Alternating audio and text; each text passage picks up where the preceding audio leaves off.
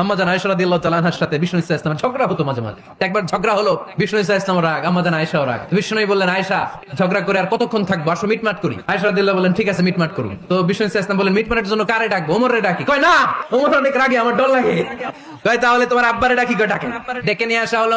আবু বকর রাদিয়াল্লাহু তাআলা আনহু দাঁড়ালেন, আম্মা জান আয়েশা দাঁড়ালেন, বিশ্বনবীও দাঁড়ালেন। বিশ্বনবী বললেন, আয়েশা তোমার আব্বা আসছে, এবার ঘটনা খুলে বলার পালা, তুমি বলবা নাকি আমি বলবো? আম্মা জান আয়েশা বললেন, আপনি বলেন, তবে যেটা ঘটছে ওইটাই বললেন, মিথ্যা কথা কইেন না। আবু বকর রাদিয়াল্লাহু তাআলা রেগে মেগে আগুন। কি বিশ্বনবী কি মিথ্যা কথা কখনো বলবে? রেগে মেগে দিলেন মেয়ের গালে এক চড়। বাবার হাতের থাপ্পড়কে আম্মা জান আয়েশা উল্টে বললেন। সাইয়েদনা আবু বকর রাগে গড়গড় করছেন, আবার মারার জন্য তেড়ে গেলেন। এবার বাঁচার জন্য আম্মা জান আয়েশা বিশ্বনবীর পিছনে যে আশ্রয় নিলেন, বিশ্বনবী বাঁচানোর জন্য দুই হাত মেলে দাঁড়িয়ে গেলেন। বিশ্বনবী যখন দুই হাত মেলে দাঁড়িয়ে গেলেন, সাইয়েদনা আবু বকর রাদিয়াল্লাহু আনহু থেমে গেলেন।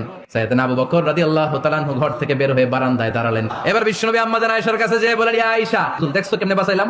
আমি না থাকলে বর্তমানে ফেলতো আজকে। আমি বাঁচাইছি তোমারে, আমি আমার লগে ঝগড়া করে তুমি। লজ্জায় পড়ে আম্মা জান আয়েশা খিলখিল করে হেসে দিলেন। বিশ্বনবীও হেসে দিলেন। দুইজনের হাসির মধুর আওয়াজ শুনে সাইয়েদনা আবু বকর বাইরে থেকে অবাক, কিরে এতক্ষণ না ঝড় তুফান, এখন দেখি হাসি। সালাম দিয়ে অনুমতি নিয়ে ভিতরে ঢুকলেন। ঢুকে দেখেন আম্মা জান আয়েশাও হাসে, বিশ্বনবীও হাসে।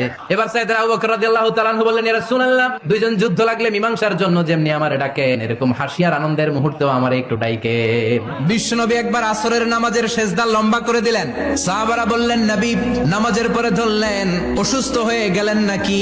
অথবা কোরআনের আয়াত সেজদা অবস্থায় নাজিল হয়ে গেল নাকি? আসরের সেজদা তো এত লম্বা করতে কখনো দেখি নাই রে নবী। বিশ্বনবী বললেন, না, অসুস্থ হই নাই, কোরআনের আয়াত নাজিল হয় নাই। আমি যখন সেজদায় লুটিয়ে পড়েছি, আমার কলিজার টুকরা নাতি হাসান আমার কাঁধের উপরে চেপে বসেছে। আমি যদি সেজদা থেকে মাথা উঠাই, হাসানের কষ্ট হয়ে যাবে, তাই আসরের একটা সেজদা আমি ইচ্ছা করেই লম্বা করে দিয়েছি। কি মায়া ছিল নাতিদের সাথে, যে নবী হচ্ছে সব নবীদেরও সর্দার। ওই নবীরে ঘোড়া বানায়া, বিশ্বনবীর বাবরি চুল ছিল তো, ওই চুল ধরে এরকম ঘোড়া ঘোড়া খেলতো। বিশ্বনবীর কাঁধে বসে বিশ্বনবীর বাবরি চুল টেনে টেনে কয়, এটা আমার ঘোড়া। হাসান হুসাইনের গায়ের এমন কোন জায়গা নাই যে জায়গায় বিশ্বনবী চুমা দেয় নাই। আর বলতেন, রাইহানা চাইনি ফিদ দুনিয়া, হাসান আর হুসাইন হলো আমার দুনিয়ার সুগন্ধি। এজন্য ছোট